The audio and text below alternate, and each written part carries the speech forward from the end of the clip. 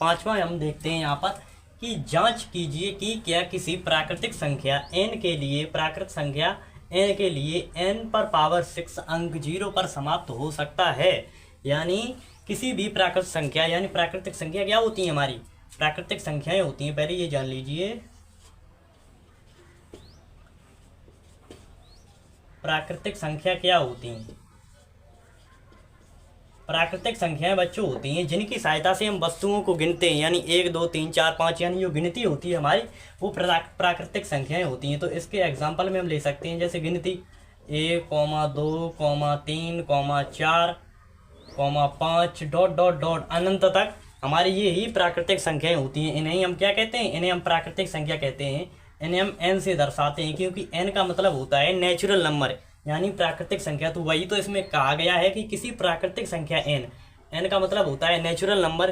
किसी भी प्राकृतिक संख्या यानी ये संख्याएं के लिए हमारा n पे पावर 6 पे पावर n, यानी ये संख्याएं हमारी एक एक करके इस पे पावर रखें, क्या अंक इसका कोई ऐसा आएगा जो 0 पर समाप्त हो जाएगा। यानी जब इसे हम हल करेंगे तो नेचुरल नंबर हमारी क्या होंगी, 1, 2, 3, 4, ये हमारी डॉट डॉट डॉट, ये हमारी नेचुरल नंबर है, यानी ये है प्राकृतिक संख्या। उसने क्या कहा है, किसी प्राकृतिक संख्या n के लिए, यानी कोई भी प्राकृतिक संख्या 1 ले लो, 2 ले लो, 3 ले लो, 4 ले लो, अनंत तक कहीं पे भी ले लो, 100 ले लो, 10 ले लो, 1000 ले लो। तो इस पर जब पावर जो n होगी हमारी, n मतलब n का मतलब होता है प्राकृतिक संख्या, तो n नहीं हम रखेंगे, इन प्राकृतिक संख्याओं को रखेंगे।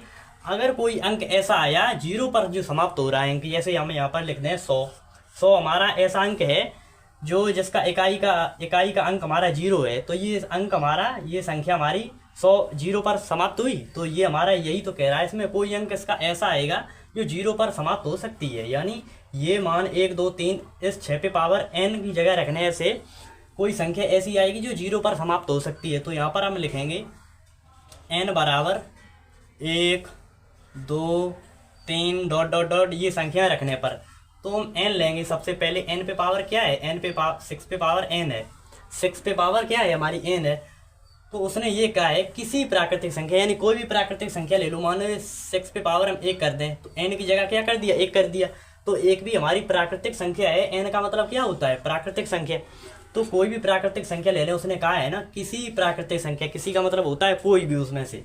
तो इसमें से कोई भी एक हमने ले ली, जैसे 6 पे पावर n कर दिया, तो n की जगह हमने 1 रखा है यहाँ पर। तो 1 हमारी कैसी संख्या है, प्राकृतिक संख्या है, तभी तो यहाँ पर n लिखा गया था। ये क्या होता है, ये किस संख्या को दर्शाता है, प्राकृतिक संख्या को। तो इसकी जगह n की जगह हमने यहाँ पर कितना 1 रख दिया, तो इसका मान क्या आएगा, 6 ही आएगा, क्योंकि 6 पे पावर 1 रहेगी तो उसका मान हमेशा 6 रहेगा। यहाँ पर जब 6 की जगह वो n की जगह हमने 1 रख दिया, यानी कोई भी प्राकृतिक संख्या 1 रख दी हमने, तो उसका मान क्या आया, 6 आया, ये 6।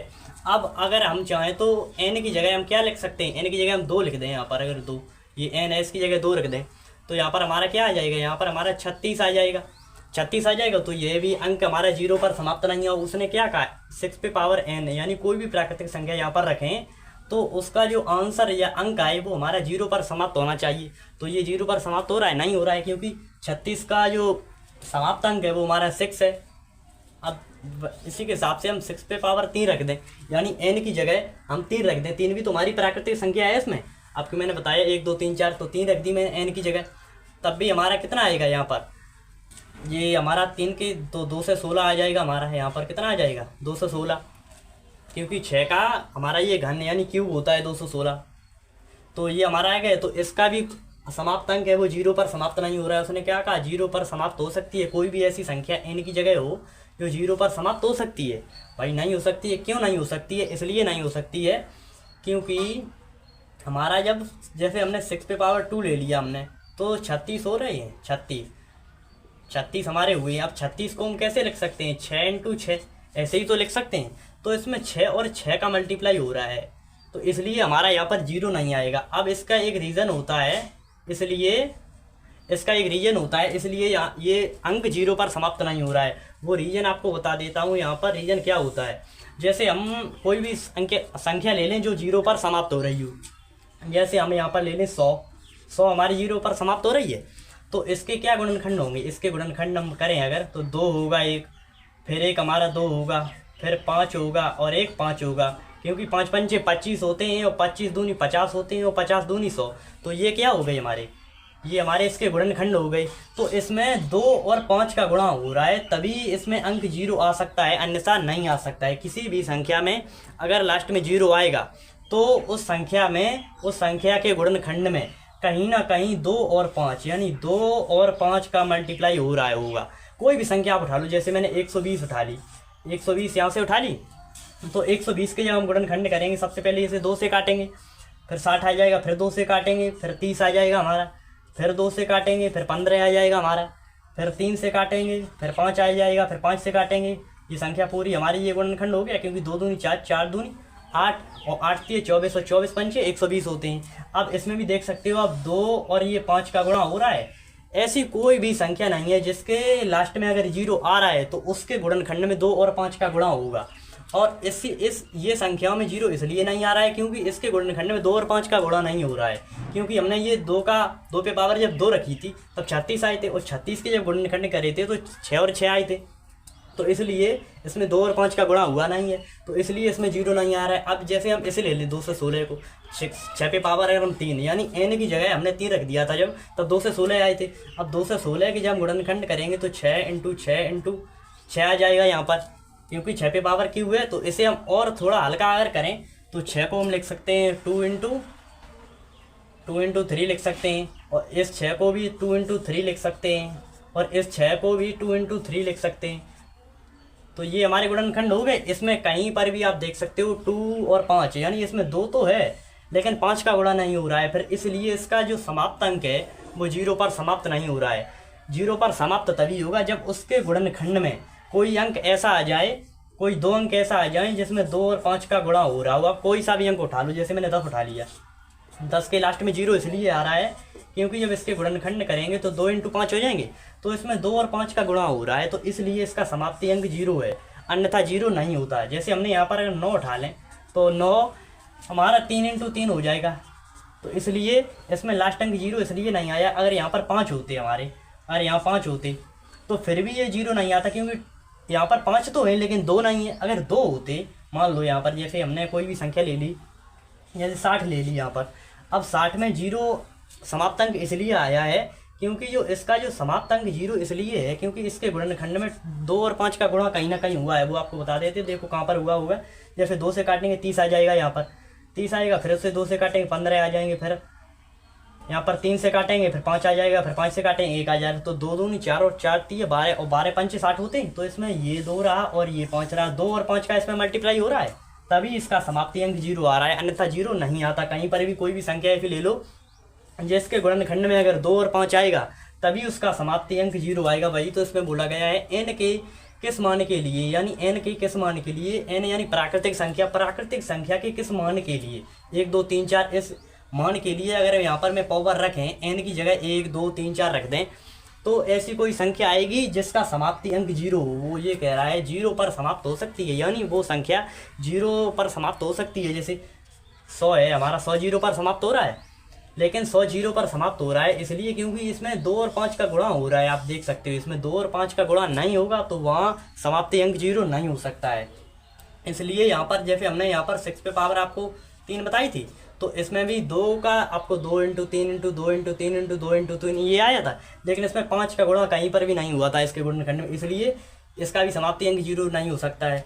तो यहाँ पर हम बढ़ाते जाएं, अगर यहाँ पर हम 3 पे पावर 4 लिख दें तो भी इसे 6 इंटू 6 इंटू 6 इंटू 6 लिखना होता, फिर भी इसमें 2 और 5 का गुणा कहीं पर भी नहीं हो रहा है इसके गुणनखंड में। अगर 6 पे पावर हम 5 लिख दें यहाँ पर तो 6 into 6 into 6 into 6 into 5 6 into 6 ये होगा, इसमें भी कहीं पर भी 5 का गुणा नहीं हुआ। और 5 और 2 का, इसमें 2 का गुणा होना चाहिए और 5 का मिक्स होना चाहिए, तभी वहाँ पर 0 आ सकता है उसका समाप्ति अंक, अन्यथा नहीं आ सकता है। तो यहाँ पर लिखेंगे हम अतः n प्राकृतिक संख्या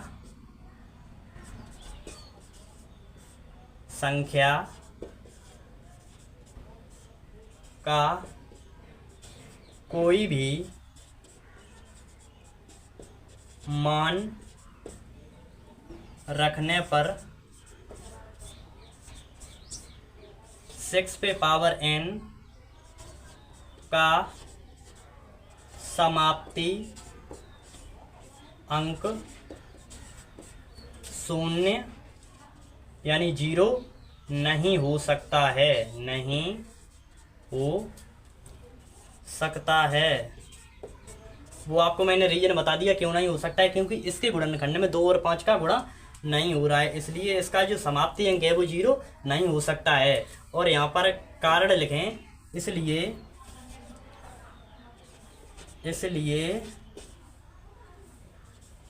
कथन कैसा है, असत्य है यह कथन। यह इसमें जो हमारे क्वेश्चन में बताया गया था कि जांच कीजिए कि क्या किसी प्राकृतिक संख्या n के लिए n पे पावर 6 पे पावर n अंक 0 पर समाप्त हो सकता है। तो यहाँ पर हम लिखेंगे इसलिए यह अंक जांच असत्य है, असत्य है। यह हमारी जांच कैसी हुई, असत्य हुई, क्योंकि किसी भी प्राकृतिक संख्या को हमने 6 पे पावर यानी हमने जो 6 पे पावर n है, n की जगह मैंने जो प्राकृतिक संख्याएं लिखी हैं उन प्राकृतिक संख्याओं का जो आंसर हमारा आया है वो समाप्ति अंक, उसमें कोई भी संख्या में समाप्ति अंक 0 नहीं आया है। इसलिए हमारी ये जो बताया गया था कि जांच कीजिए वो हमारा असत्य हो गया। क्या हो गया, असत्य हो गया, क्योंकि कोई भी संख्या हम रख लें वहाँ पर तो उसके समाप्ति अंक वहाँ पर 0 नहीं आएगा।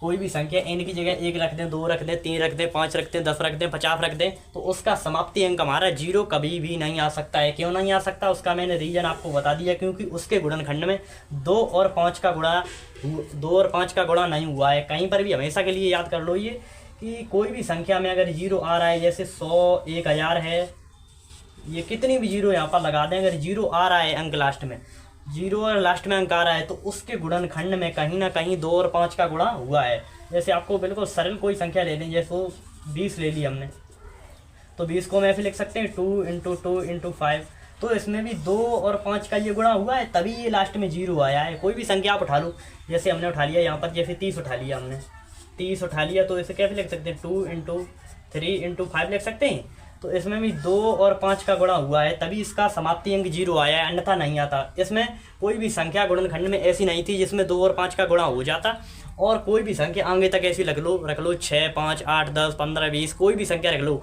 उसमें समाप्ति अंक 0 आ नहीं सकता। तो यह जांच हमारी